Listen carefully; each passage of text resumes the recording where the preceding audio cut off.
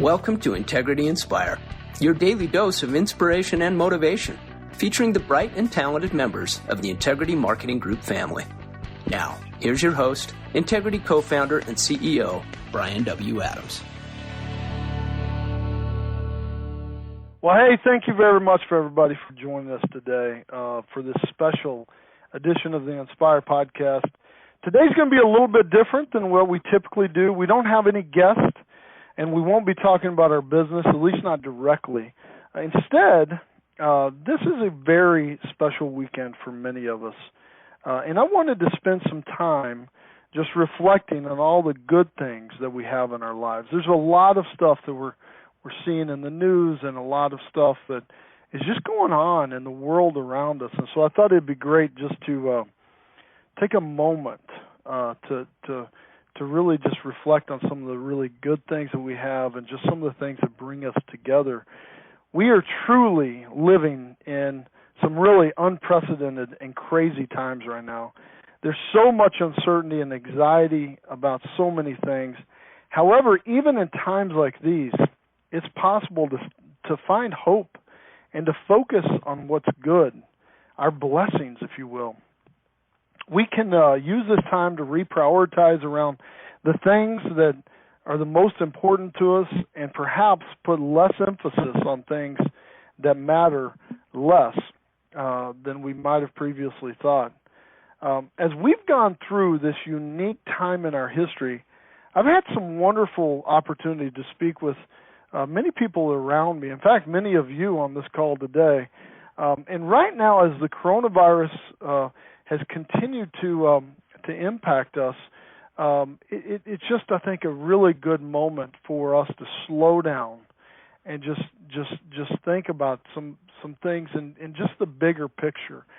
So I remember whenever we were starting this, about a month ago, a little over a month ago, we started planning for our readiness plan about how could we be prepared in case we had to work remote. How could we be prepared if there was disruption to our business? How could we be prepared just for the changes in life that might occur through this? I was with my family. We'd gone out of town for spring break, and we had planned this. We planned spring break, this trip, about a year ago, and so we went out of town. And as we were kind of on that trip, this whole coronavirus phenomenon and everything that's around it really started to accelerate and started to pick up. And so I was talking to many of our leaders here at Integrity, and we were just kind of talking about how can we be prepared.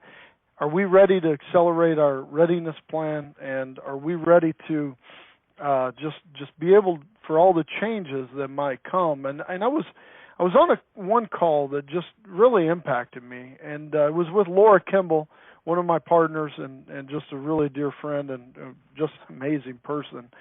And I remember talking to Laura and Ryan. We were talking about how can we get ready for all of the stuff for their business, Agent Pipeline, and just Integrity as a whole. And it was just kind of this moment that Laura said, I think it's really important that as we're preparing all of this, we need to spend some time each day kind of having a time for us to come together and really have time for us to reflect and pray and think about all that we have that's good in our life, but also just kind of for the impact that this is having on the country or will have on the country, and just really take that moment to really kind of recenter ourselves.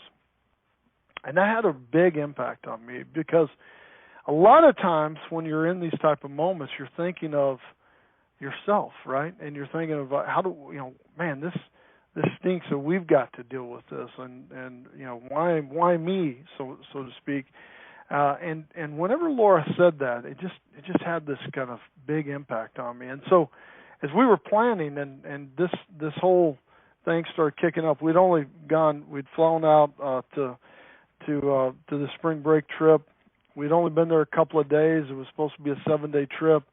And we started seeing all of this type of stuff, and we started really pressure of us activating the readiness plan and all the different stuff at our business was really starting to pick up.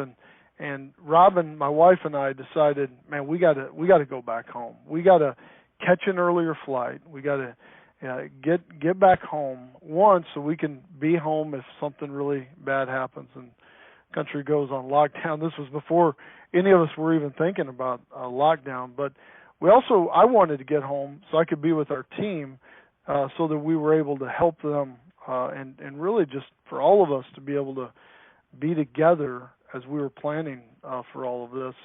And so we caught an earlier flight. We fly home.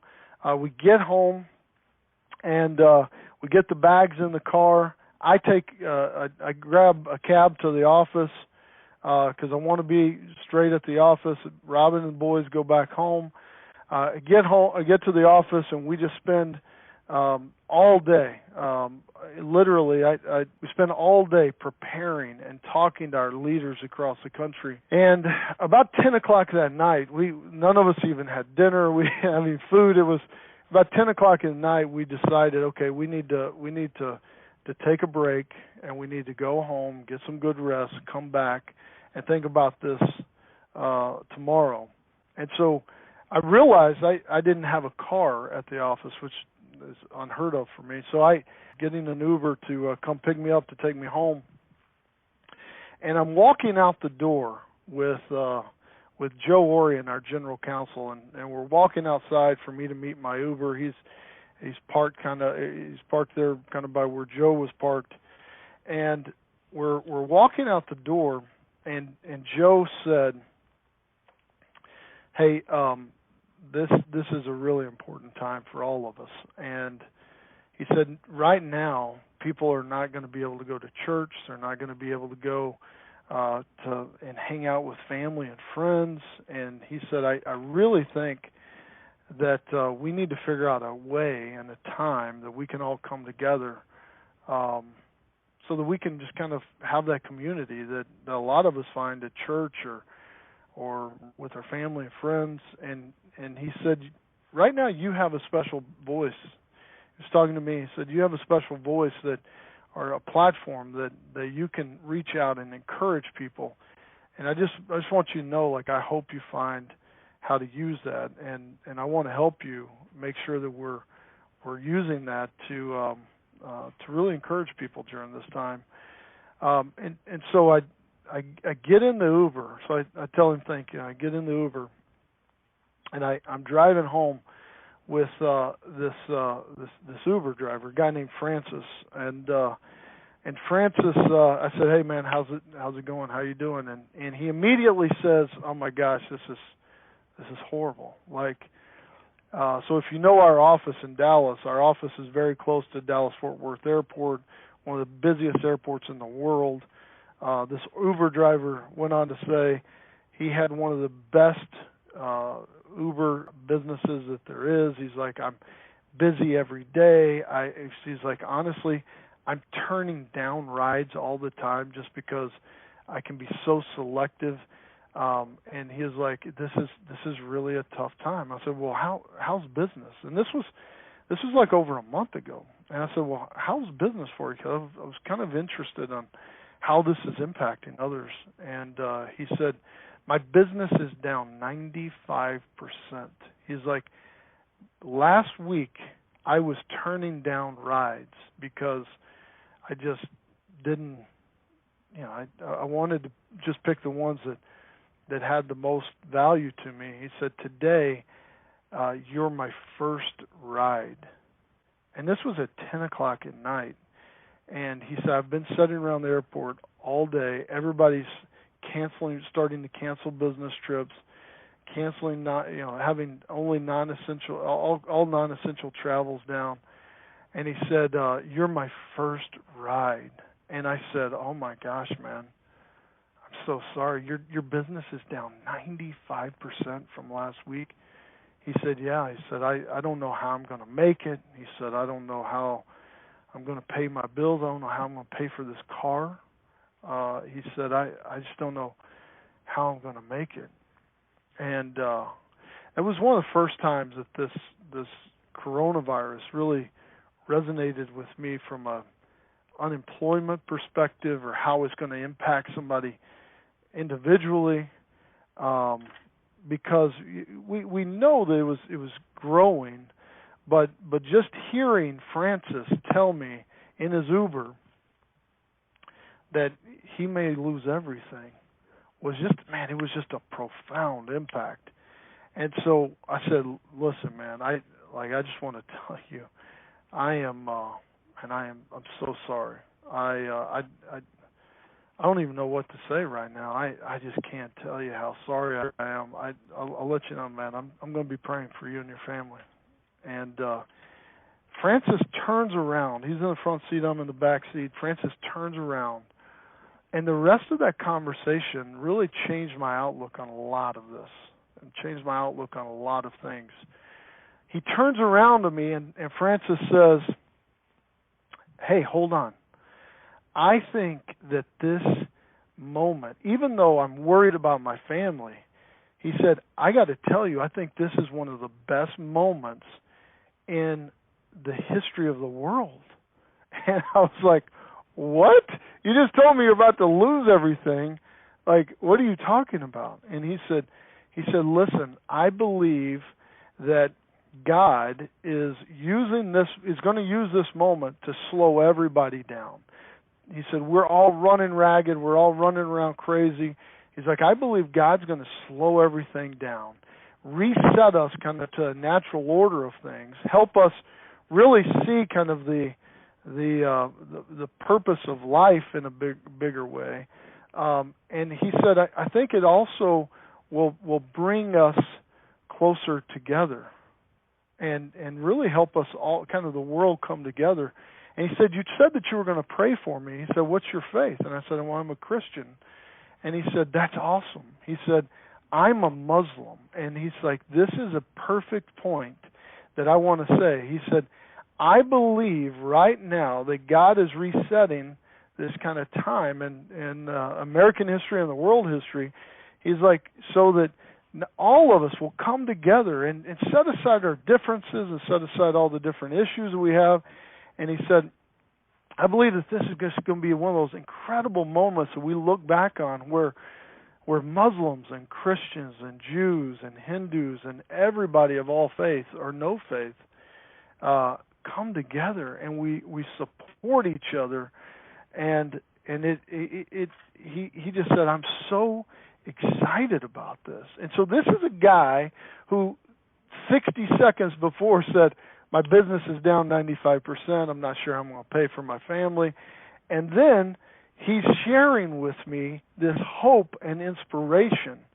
And this had just a profound impact on me. This really moved me and completely changed my perspective on this entire situation. I went from feeling sad and maybe a little sorry for myself for having to fly home early and deal with all of this type of stuff to really wanting to do whatever I could to help inspire and support other people around me, just like Francis had done me. In fact, I got out of that cab and I said, dude, I just got to tell you, you've encouraged me more than I've been encouraged in a long time.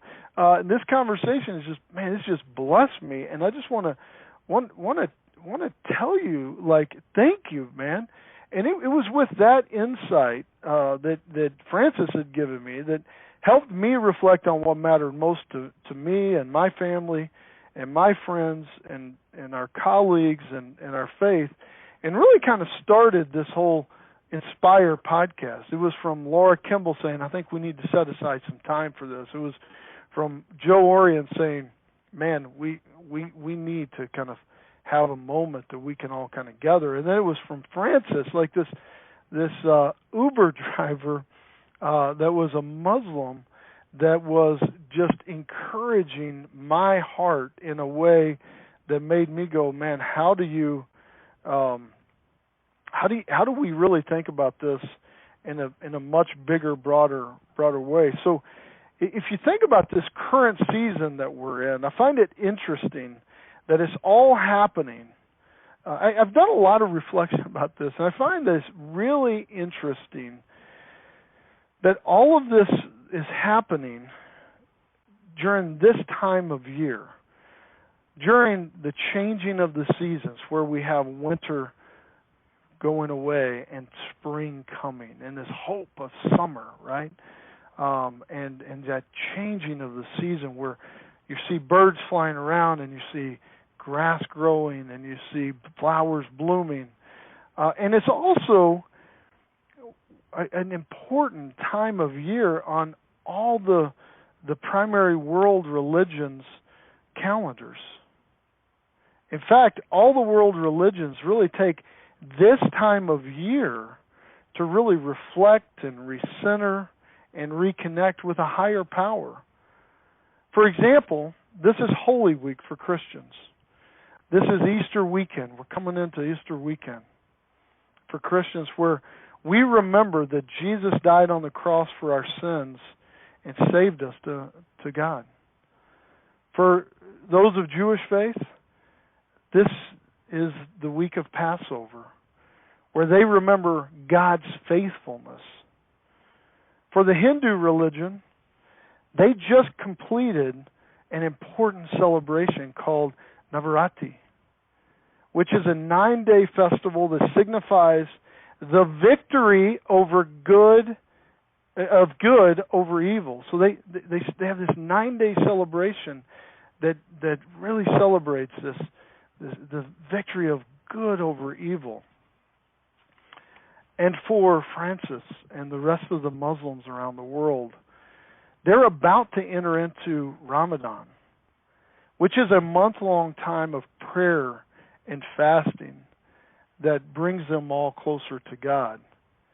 So even if you just think about that, the world religion and the calendars that create this kind of natural cadence to our lives and have gone on for thousands of years, this coronavirus and everything that we're going through is happening during this really, really important time in the world, but also in these religious calendars that we have.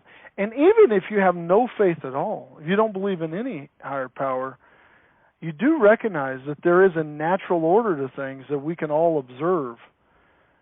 We're in the middle, as I said, of changing of the seasons, of things from going brown and dirty and dry to green and vibrant and colorful, where new life emerges and flowers bloom and everything grows.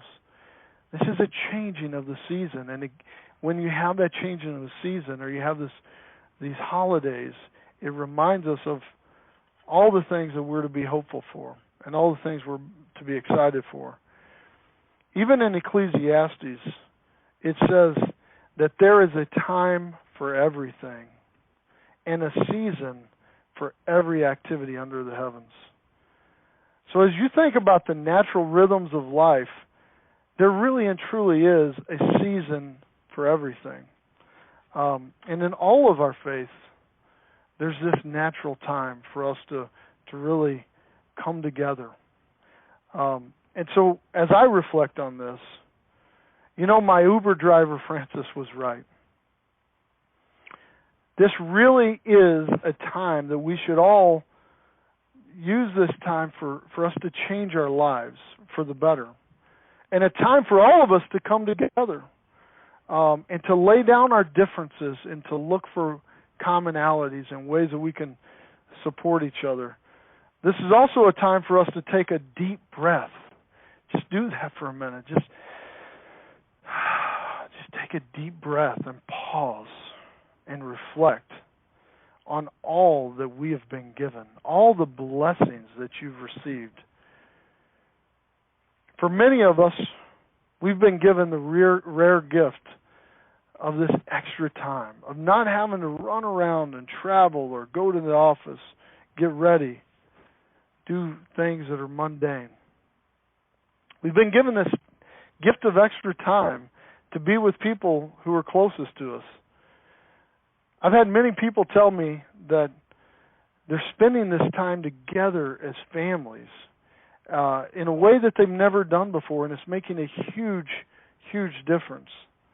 I've had others say that this is a time that they've reconnected with old friends and family, used Zoom and FaceTime and social media to really spend time to reconnect. People are exercising together at their homes. My wife and boys are running around, laps around our house just to get exercise and enjoying that time together. And families are eating dinner again together at home, home-cooked meals with whatever you have, but you're eating dinner together at the dinner table, setting down our cell phones, enjoying time together. People are playing card games and Monopoly and other things together as families, and just taking that time. My son Asher he's 8 years old. He's an amazing baseball player. I mean, God has just blessed him with some amazing baseball skills, and he's on a select baseball team in our town, and it's a really competitive team. He's got some great teammates, and he loves it. Asher just loves this team that he's on. But the reality is, and my wife and I were talking about this the other day, is that in our life, what happens is that team practices 3 times a week right now. The schedule started in February. We're practicing. They've got batting practice. They've got fielding practice. They're practicing 3 times a week. So our normal in our family is we come home from school. They play for a minute. Robin prepares a quick meal. They go to baseball practice. Asher and his team practices from usually 5:30 to 7:30 or so. They come home, and it's a mad dash to rush to get into the shower and then to bed. I usually come home around 7 every night from work, so I get there about the time that they're getting home, or I meet them out at the baseball practice and come home with them, and it's just this mad rush. If I'm in town, it's just mad rush, and I just miss all this time because they go to school early and then they're practicing late, and you just miss this time. For me, this gift of special time. Listen, it's been hard. It has been hard to slow down. I've struggled with slowing down and not being able to accomplish all the stuff that I'm used to and what I'm wired to do. But this gift of extra time, in fact, I even shot a video about this recently, about this gift of extra time and how we really need to take the time of this gift. And man, I was talking to myself during that, and I'm still talking to myself of needing to use this time to pause, reflect, breathe, and enjoy your loved ones and your family around you.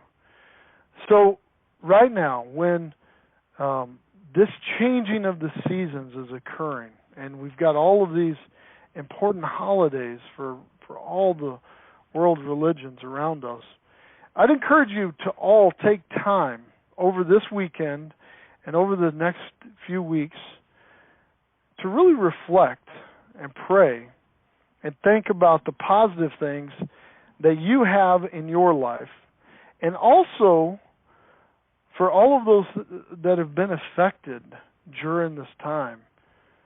And I want you really, I want all of us, I want myself to really spend time thinking and praying about certain things. And so I just want to give you some things that are on my list that I'm spending time thinking about and praying about and journaling about every morning as I get up.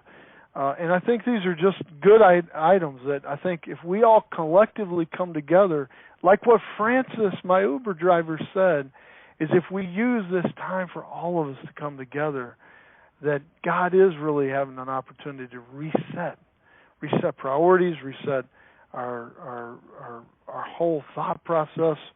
And so here are a few things I just want us to think about just on this call.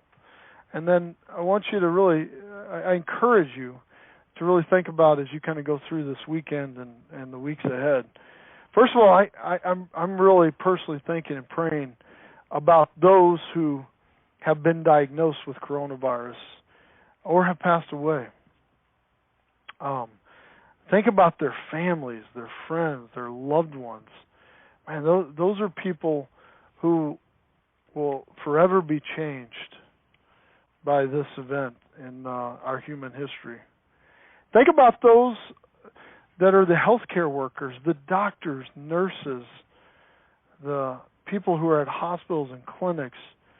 Those are the true heroes of this time. The social workers, the police officers, the firefighters, the paramedics, the people who are literally rushing in to the building or rushing in to help someone where most of us are trying to shelter away from. Those are true heroes, and I pray for them, and I encourage you to really think about them. Think about all of the essential employees, all the people who are working during this time, including the people at the grocery store, the pharmacies, and also our insurance agents that have an important job to perform to make sure that people have the coverage that they need. These are people who, while many of us are sheltering in place, they have to go to work, right? They've been deemed essential. And if it weren't for them, if it weren't for the people who are working at the grocery stores or the pharmacies or the fast food restaurants, the people who every day are having to go in and face this, or our agents who have been deemed essential and are still making sure that their policies are served and their people are taken care of. Pray for them. Think about all those who have lost their job. Unemployment is nearing record high. People are losing their jobs. Businesses are being affected. Businesses are struggling or closing. There's a lot of people who are in a really tough time. People who are getting their pay cut, hours cut, or completely lost their job or furloughed during this time. So pray about those people. Think about all of the leaders in our communities, in our states, in our country, and all the world leaders who are having to make incredibly difficult decisions and truly need wisdom, especially wisdom from a higher power at this time, that they've got so much weight on their shoulders that I can't even imagine what they're going through. So let's pray for them and think about them. And then finally, this is a hard one, I think, for a lot of us. Think about yourself. Pray for yourself. It's sometimes easier to think about others, but take a moment to think about yourself. What are you personally to gain out of this time? How can we all spend this extra time that we've been given to improve ourselves and to improve the world around us? For me, this is an area that I'm struggling with and I want to improve on, is how can I use this time to better myself and better my family and not just miss this opportunity, this gift that we've been given.